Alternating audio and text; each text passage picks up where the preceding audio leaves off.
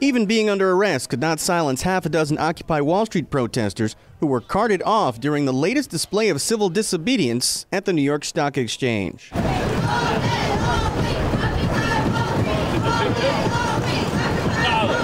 Among the hundreds of protesters, some sang songs, some yelled at cops, while others put their freedom on the line, laying down on the sidewalk on Wall Street before being arrested by New York police.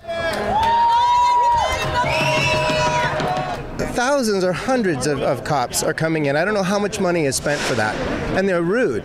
And they're standing on the benches that they're saying no one else can stand on. And they're filming, and they're, a hose came out, tacitly threatening people.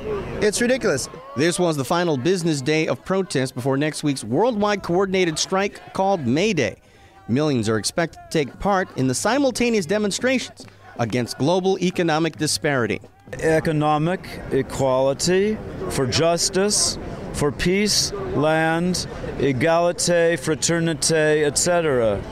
And all the things that humanity has clamored for since the infancy of the human race. Since its reinvigoration a couple of months ago, the Occupy Wall Street movement and its supporters have complained that they haven't been getting the mainstream news coverage they once enjoyed last fall. And many here are hoping that their participation in the worldwide May Day protests will send a message to the rest of America that the Occupy Wall Street movement is far from dead. Occupy Wall Street has done so many significant things, everything from the 10,000 person march in January 15th for Martin Luther King Jr. to the shutdowns of 5 of the presidential candidates in New Hampshire primary that got no mainstream press. The 6 people arrested during Friday's event were charged with disorderly conduct and failing to follow proper commands from police. The actual apprehensions today were not as rough or violent as previous clashes, but many protesters are preparing for a different atmosphere on Tuesday.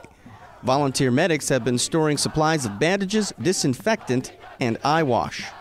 Well, the cops haven't been using chemical weapons recently, which is really good. I'm not sure if they're going to be using them on Tuesday. However, always be prepared, hope for the best, prepare for the worst, Tens of thousands of students, union workers, and other average citizens are expected to join Occupy protesters for the one-day strike next week. Also expected are hundreds or even thousands of cops.